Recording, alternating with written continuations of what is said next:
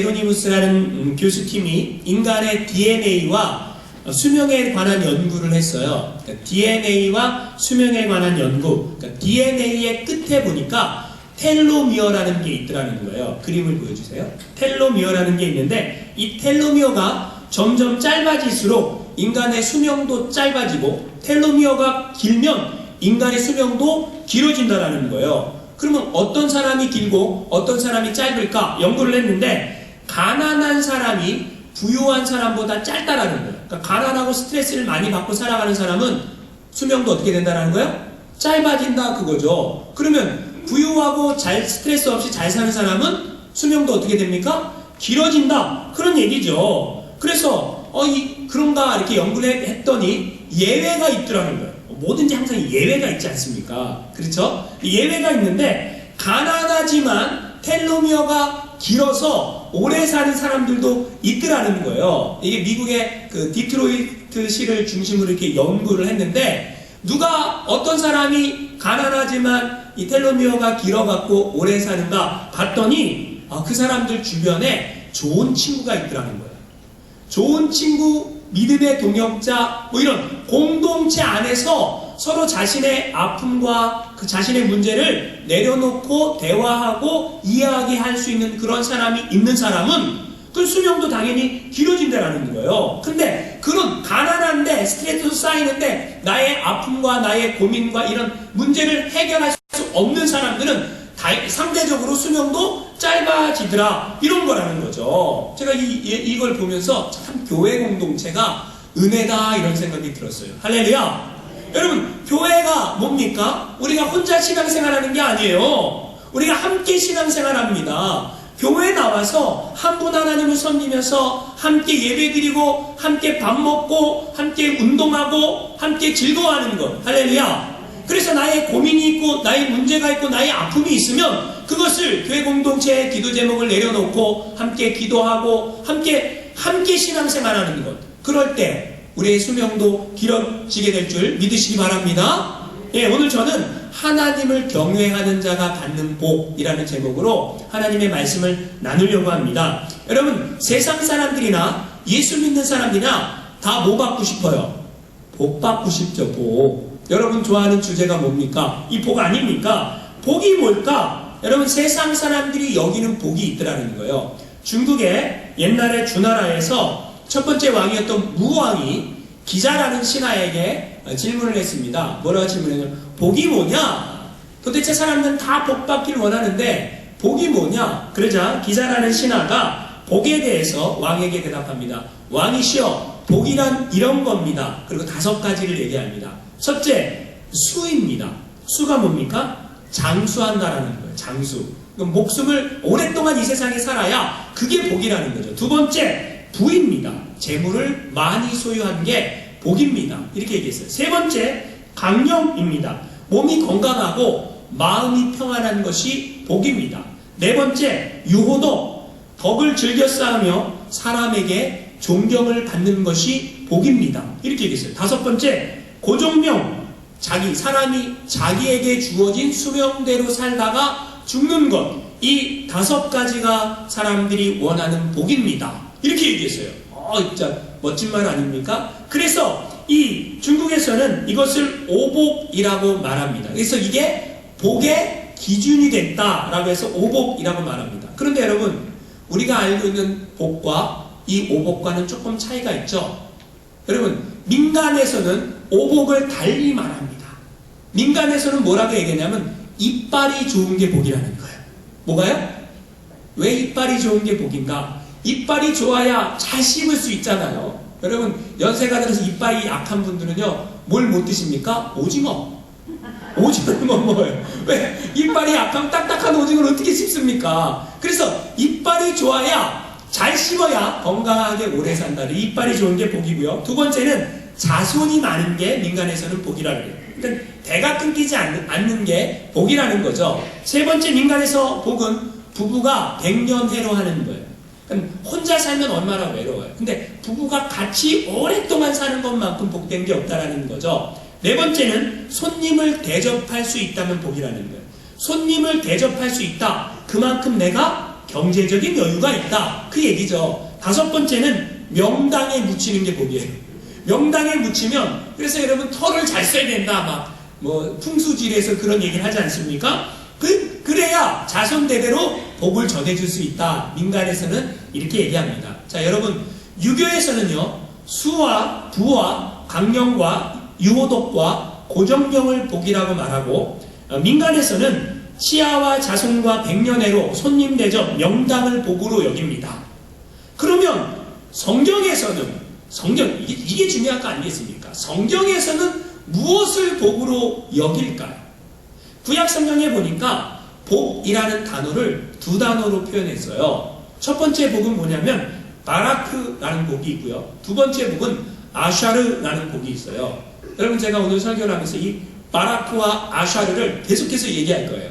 그래도 조금 구별하기가 쉽잖아요. 바라크, 아샤르. 그죠? 그러면 성경은 복을 얘기하는데 바라크의 복이 있고 아샤르의 복이 있다라는 거예요. 그러면 바라크의 복은 무엇일까? 이 바라크라는 단어가 한국말로는 그냥 복이라고 번역이 됐는데 원어를 보니까 아니라는 거예요. 바라크라고 쓰인 때도 있고 아샤르라고 쓰인 때도 있다는 거예요. 이 바라크라는 단어를 구약 성경에서 415회를 썼습니다. 그럼 바라크라는 뜻이 뭐냐?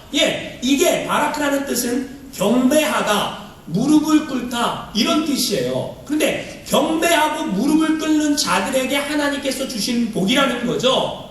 하나님께서 주시는 복, 일방적인 복이라는 거예요. 하나님 입장에서 인간에게 일방적으로 부어주시는 복이 바라크의 복이라는 거예요. 이 복을 누구한테 주느냐? 언약을 맺은 하나님의 언약 백성들에게 하나님께서 일방적으로 주시는 복이라는 거예요. 그래서 예를 들면 죄사함의 복, 구원의 복, 영생의 복, 이런 복이 다 뭐예요? 바라크의 복이라는 거죠. 우리 신약성경에 보니까 예수님이 마태복음 16장에 가이사라 빌립보 지역을 지나가세요. 거기에서 제자들을 불러 모아놓고 사람들이 나를 뭐라 그러냐? 그렇게 물어봐요. 그때 제자들이 더러는 세례 요한, 더러는 엘리야, 더러는 선지자 중에 하나라고 대답합니다. 라고 이렇게 얘기를 해요. 예수님께. 그때 예수님께서 제자들에게 이렇게 질문하십니다. 성경을 띄워주세요. 그러면 너희는 나를 누구라고 하느냐? 이렇게 질문하자 아무도 대답을 하지 않는데 수자자 베드로가 뭐라고 대답을 해요? 베드로가 뭐라고 대답합니까? 주는 그리스도시요 살아계신 하나님의 아들이십니다. 라고 베드로가 대답을 합니다. 그 베드로의 대답을 들으신 예수님께서, 자, 마태복음 16장 17절 말씀 같이 한번 읽어보겠습니다. 시작! 바요나 시몬아, 내가 복이 있도다. 이를 내게 알게 하신 이는 혈육이 아니요 하늘에 계신 내 아버지이십니다. 여기서 예수님이, 중요한 말이에요. 예수님이 여기서 바요나 시몬아, 내가 복이 있도다. 여기서 말할 때 이 복은 무슨 복일까요? 이게 바로 바라크의 복이라는 거예요. 할렐루야. 뭐가 복이 있다라는 거예요? 예수님을 모신 사람이 복이 있다라는 거예요. 뭐가 복이 있다라는 거예요? 예수님을 향해서 신앙의 고백을 할 수 있는 게 복이 있다라는 거예요. 내가 예수님을 나의 구주로 고백을 합니다. 예수님은 나의 주님이십니다.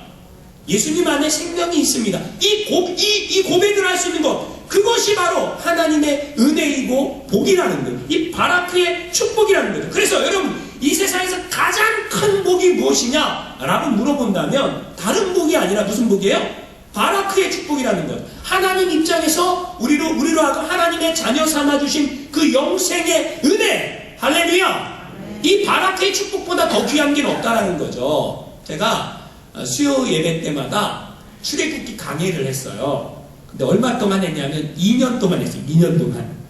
출애굽기 강해를 2년 동안 했어요. 근데 이제 지난주에 끝났지 않습니까? 출애굽기 강해가 끝났는데 마지막 장면이 뭔지 아십니까? 이스라엘 백성들이요, 출애굽기 마지막 장면이 이 시내산에서 성막을 만들어요. 성막 모세 앞에 다 가지고 와요. 가지고 와갖고 모세 앞에 딱 드리면서 2년, 이스라엘 백성들이 애굽에서 나온 지 2년 1월 1일 되는 날 성막을 딱 세워요. 근데 성막을 딱 세우니까 하나님이 임재가, 시내산에서 있었던 하나님의 임재가 이 성막 위로 옮겨와요. 얼마나 하나님의 임재가 대단했는지 모세조차, 하나님의 얼굴을 배웠던 모세조차 거기에 들어갈 수 없을 만큼 엄청난 하나님의 임재가 성막 가운데 임합니다.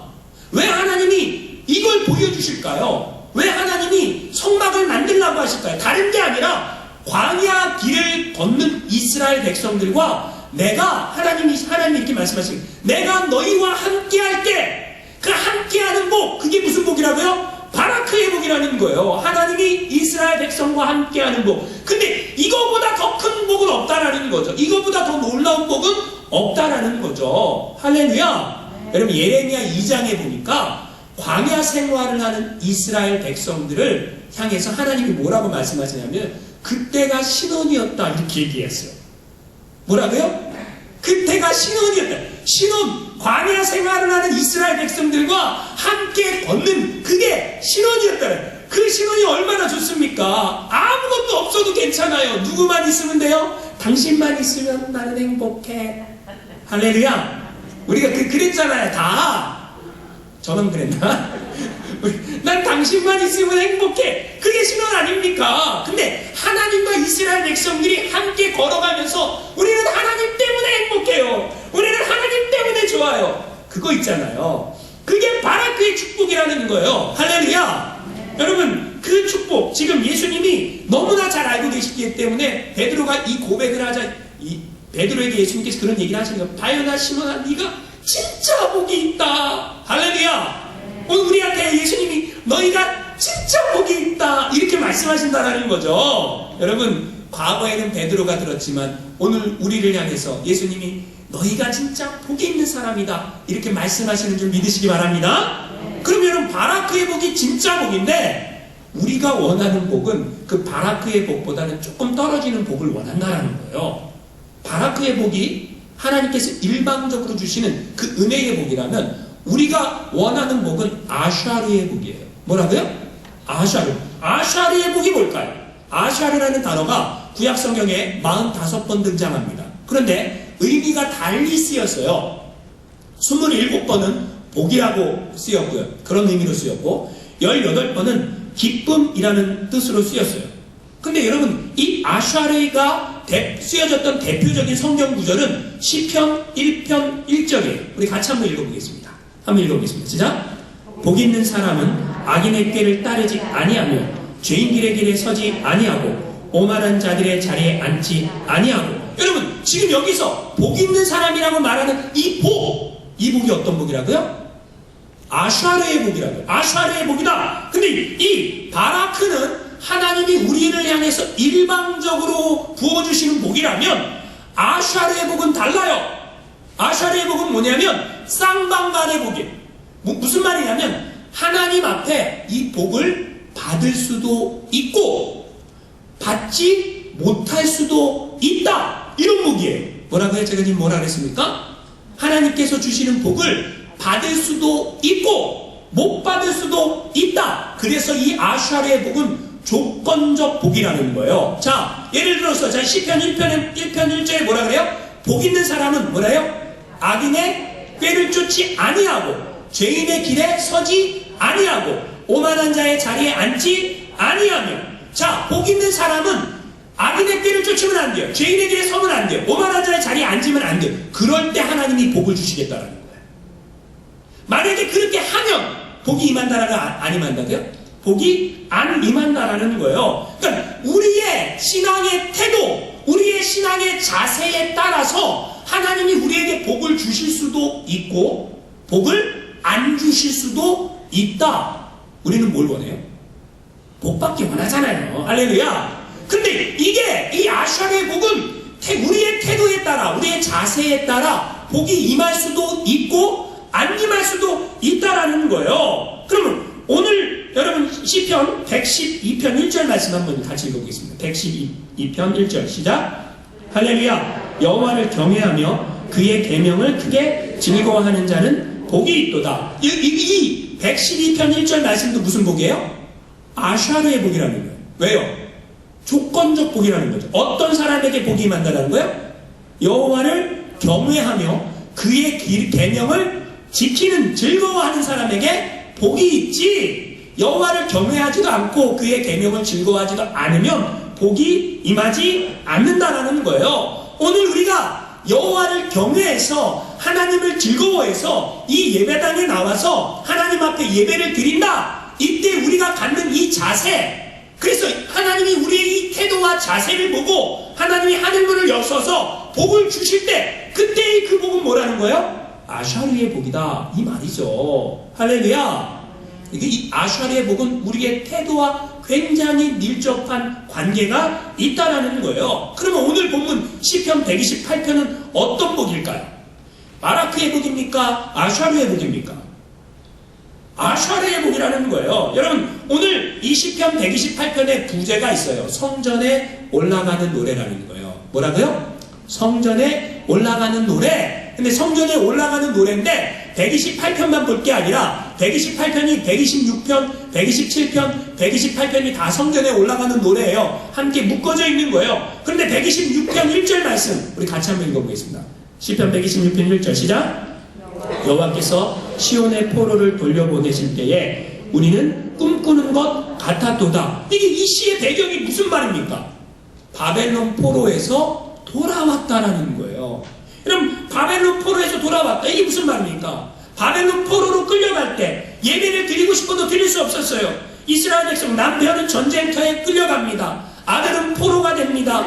엄마는 노예가 됩니다. 먹을 것은 없고 성전은 파괴되었던 그 상태, 그게 바벨론 포로로 끌려간 상태죠. 그런데 나라가 아무런 소망이 없고 미래가 없는 그때에 하나님의 은혜로 돌아왔어요. 돌아왔는데 포로에서 해방된 한 가족이 하나님께 모여서 예배를 드리는데 한 상에 둘러 먹고 마시면서 하나님께 예배를 드리는데 이게 얼마나 행복한가 그걸 말하고 있는 거예요. 그럼 풍성하고 부유하고 아주 그냥 차고 넘치는 그런 상태에서 하나님께 예배 드리는 게 아니라 상황은 어때요? 절망적이에요. 다 폐허가 됐어요. 완전히 망했어요. 그런 상황 속에 있는데 하나님 한 분을 딱 바라보니까 그러니까 뭐예요? 마음에 기쁨이 온다라는 거죠. 하나님을 절망적인 상황 속에서 하나님 한 분만을 바라보니까 하나님의 은혜와 복이 뭐예요? 이제 임할 것을 기대하는 마음, 소망하는 마음. 여러분 상황이 절망적이고 상황이 안 좋을 때 불평하고 원망하는 사람이 있지 않습니까? 근데 상황이 절망적이고 상황이 안 좋은데 하나님을 바라보며 기도하는 사람이 있다라는 거예요. 그런데 그 태도, 그 자세 때문에 하나님께서 뭘 주신다라는 거예요? 복을 주신다라는 거죠. 할렐루야. 그 복이 바로 이 아샤르의 복이라는 거죠. 자, 오늘 시편 128편 1절 말씀에 어떤 복이 있습니까? 한번 1절 말씀 읽어보겠습니다. 시작. 여호와를 경외하며 그의 길을 걷는 자마다 복이 있도다. 그러니까 여호와를 경외하며 그의 길을 걷는 자가 복이 있는 거지, 여호와를 경외하지도 않고 그의 길을 걷지도 않는데 복이 있는 게 아니라는 거예요. 근데 여러분 하나님 앞에 어떤 태도예요? 굉장히 좋은 신앙의 태도, 믿음의 태도를 갖는 사람이 정말 복되다라는 거예요. 여러분 우리가 첫 예물을 하나님 앞에 드리는 사람들이 있어요. 첫 예물이 뭐죠? 첫 번째 내가 돈을 벌어서 자식이 취직을 했는데 첫 번째 봉급 그걸로 뭐 해야 돼요? 빨간 내복 사와야죠. 근데 그게 아니라 빨간 내복 안 사고 하나님께 드리는 거예요. 하나님은 언제 첫 예물 우리한테 막 강요한 적 있어요? 그렇지 않잖아요. 어떤 사람은 1,000번째를 하나님 앞에 드려요. 1,000번째 하나님께 우리한테 강요하십니까? 아니, 강요하지 않아요. 여러분 다윗은요 성전 건축 안 해도 돼요. 근데 성전 건축할 마음이 생긴 거예요. 여러분 아브라함한테 하나님께서 네 아들을 바쳐라 그럴 때 아브라함은 자기의 욕심을 다 내려놓고 뭐합니까? 아들을 바치러 하나님께서 명하신 곳으로 가는 거예요. 여러분 하나님을 경외하는데 수준이 다 다르다라는 거예요. 하나님 앞에 신앙생활하는 수준이, 우리의 태도와 자세가 사람마다 다 다르다라는 거예요. 그런데 하나님은 언제 우리한테 강요합니까? 너 그렇게 신앙생활 안 해도 돼. 그런데 우리의 욕심을 내려놓고 하나님 앞에 갖는 그 태도 때문에 하나님께서 복을 주신다는 거죠. 할렐루야. 욕심을 버리고 성공한 회사의 이야기가 있습니다. 여러분 카나다에 골드코프라는 금강회사가 있었어요. 이 금을 캐는 회사죠. 금을 한때 많이 캐갖고 굉장히 많이 회사가 잘된 그런 회사였어요. 그런데 몇 년째 금을 못 캐갖고 파산 위기에 몰렸습니다. 수십 번 금백 찾기에 도전을 했는데 번번이 실패를 했습니다. 이제 회사가 문 닫을 지경이에요. 그런데 이 회사의 CEO였던 롭 맥어윈이라는 사람이 그 다음에 놀라운 일을 벌였어요. 금강회사 한번 보여주세요. 이렇게 생겼어요. 그런데 이 사람이 인터넷에다가 골드코프에 도전하세요 라고 얘기를 했어요. 이 레드레이크 광산이죠. 그 자기네 금강회사가 골드코프에 도전하세요.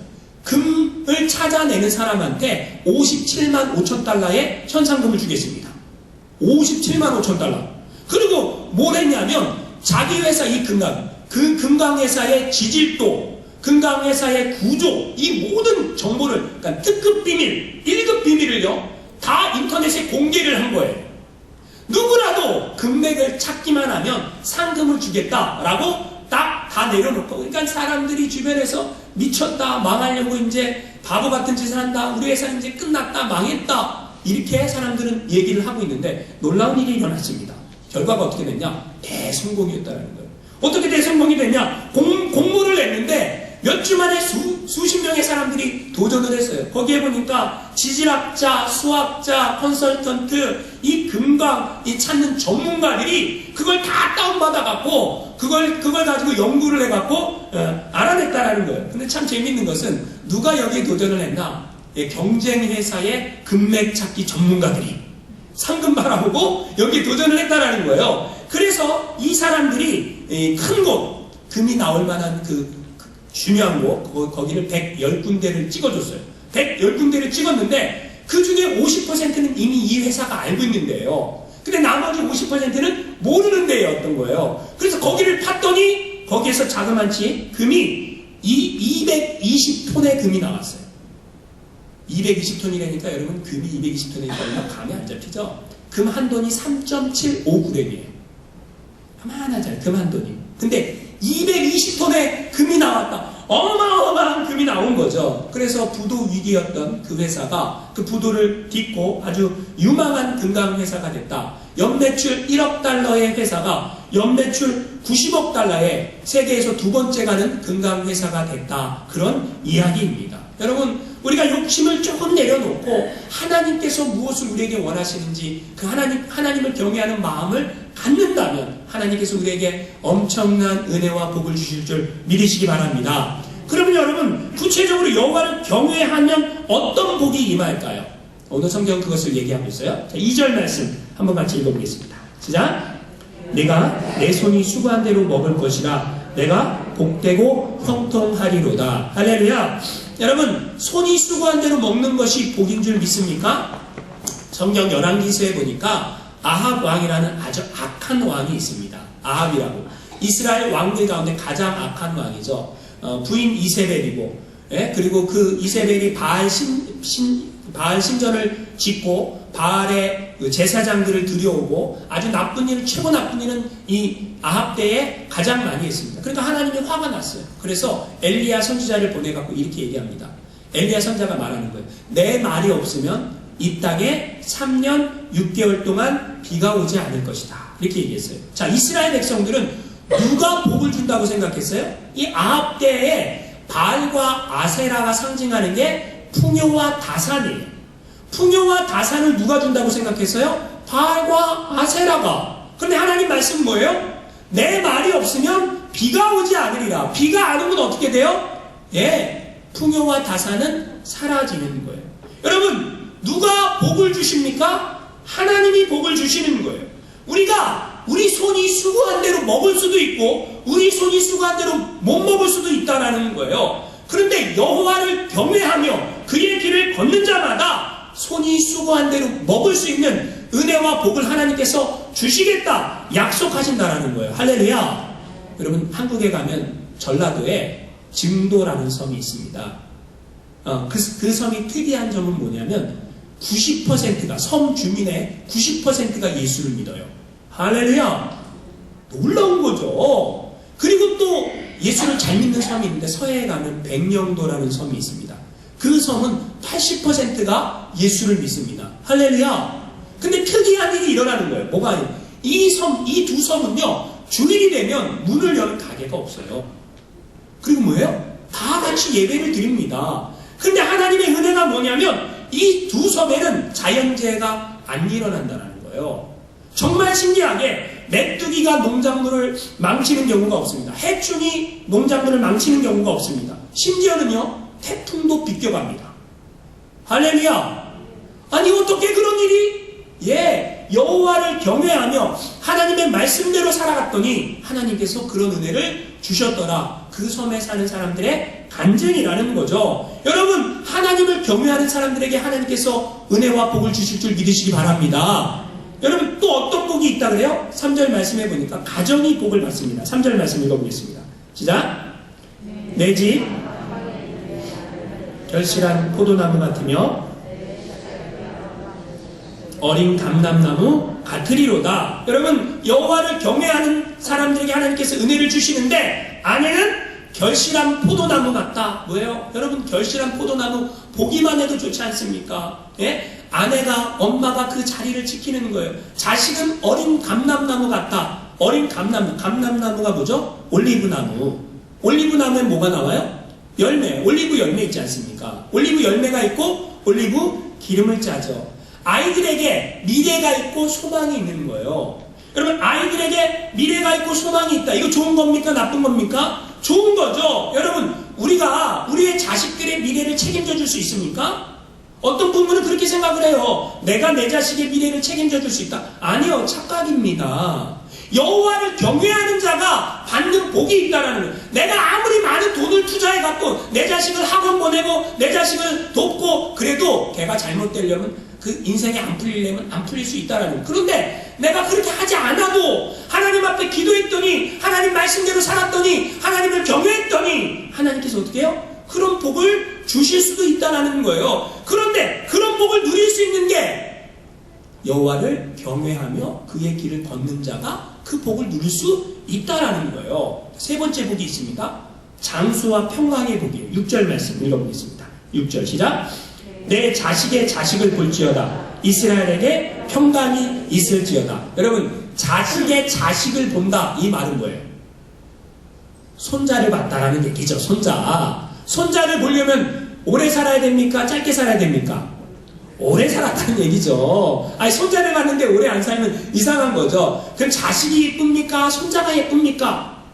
손자, 손녀가 훨씬 예쁜 거죠. 예? 오늘 우리 장로님 두 가정이 워싱턴에 올라갔는데 손녀가 태어나서 보러 간 거예요. 그래? 근데 얼마나 예쁩니까? 근데 하나님 말씀은 뭐냐? 하나님을 경외하는 자에게 어떤 일이 일어난다는 거예요? 자식의 자식을 보며 오래 산다라는 거예요. 근데 여러분, 오래 장수하며 사는데 불행하게 오래 사는 게 좋아요? 행복하게, 감사하게, 평안하게 오래 사는 게 좋아요? 여러분, 여호와를 경외하는 가정에게 하나님께서 주시는 은혜가 있어요. 그게 뭐냐면 건강하게, 행복하게 오래 사는 거예요. 한국에 가면요, 여러분, 독거노인들이 많아요. 불행하게 오래 살아요.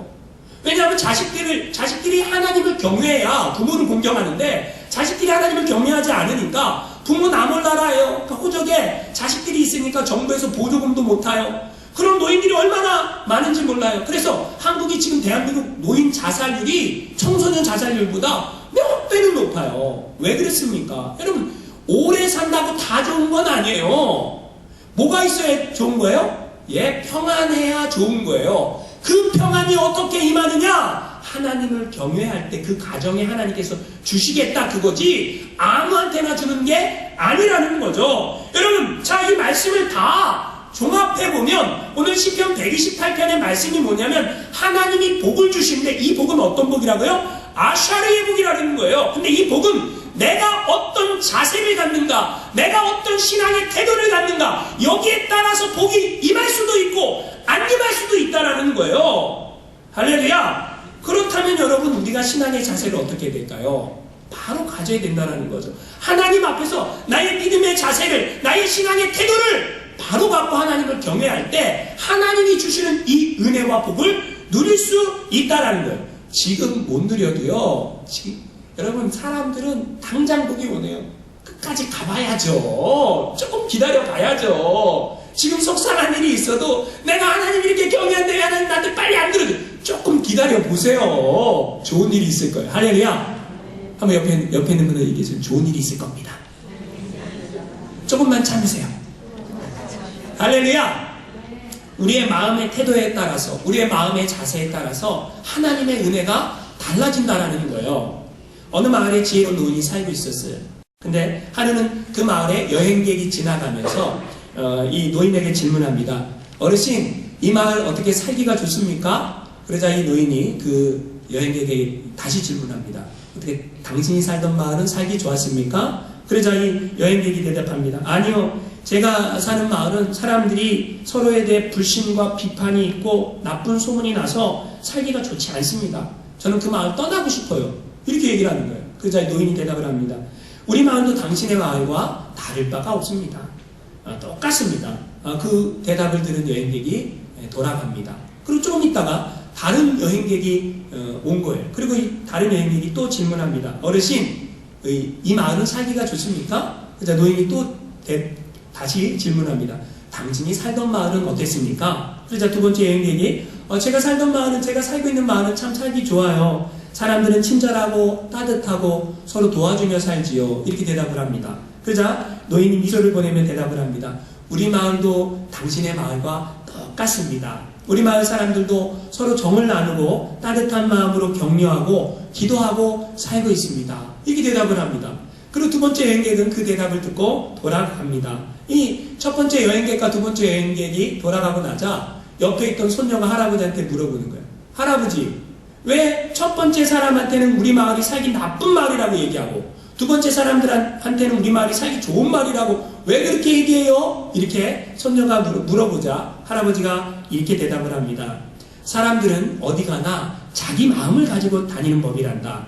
그 마음이 살기 좋은 곳으로 만들기도 하고 고약한 곳으로 만들기도 하지. 여러분, 우리 마음이 어떠냐에 따라서 우리의 마음의 태도가 어떠냐에 따라서 우리의 삶이 달라질 수 있다. 그런 얘기입니다. 또 다른 얘기입니다. 타켓의 창이라는 단편 소설에 나오는 이야기입니다. 어느 작은 병실에 폐암 말기, 그러니까 폐암 선고를 받은 말기의 삶을 살고 있는 환자와 디스크 환자가 입원해 있었어요. 디스크 환자는 꼼짝없이 누워있는데 폐암 말기 환자는 하루에 1시간 정도 창밖을 바라보며 웃음을 띠고 그렇게 보내는 거예요. 그래서 이 폐암 말기 환자가 웃고 있는 그 모습을 본 디스크 환자가 폐암 말기 환자에게 질문합니다.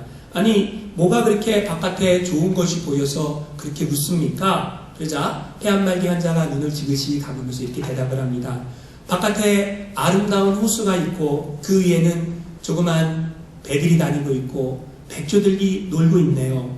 한가로이 산책하는 여인들과 잔디밭에 뛰놀고 있는 아이들의 모습이 보입니다. 그 얘기를 딱 듣는 순간 디스크 환자가 화가 났어요. 왜요?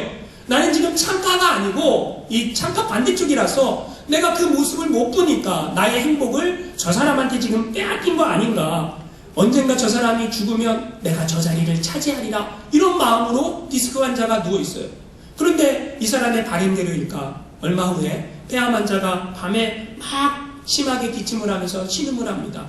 그러면 빨리 비상벨을 눌러갖고 의사를 불러줘야 되는데 어차피 죽을 거니까 저 사람 죽으면 내가 창가로 움직이랴. 이 디스크 환자가 이렇게 생각을 하고 벨을 누르지 않았어요. 그의 바람대로일까? 아침이 되자 폐암 환자는 그대로 세상을 떠나고 맙니다. 세상을 떠나고 나서 디스크 환자가 그 창가 옆으로 침대를 옮기게 됐습니다. 침대를 옮기자마자 이제 내가 그 행복을 누려야 되겠다 생각을 해갖고 있는 힘을 다해 창밖을 바라봤습니다.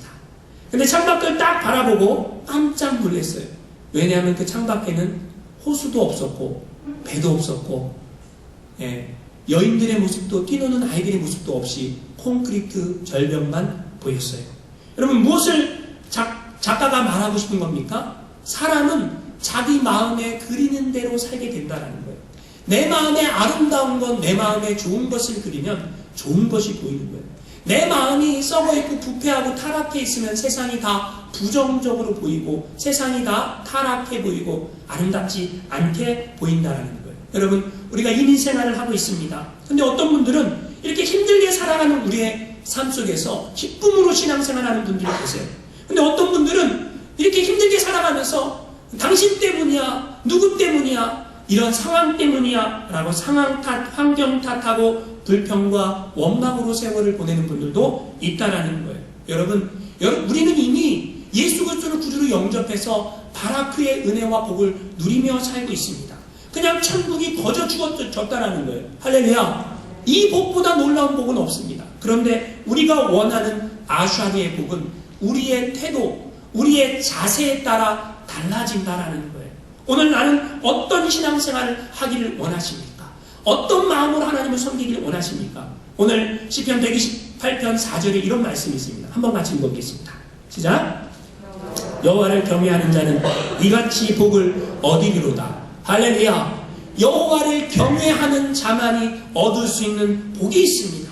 여러분, 하나님께서 우리에게 주시는 그 놀라운 은혜와 복, 우리 모두가 다 누리며 살아가시기를, 그런 복된 인생 되시기를 주님의 이름으로 축원합니다.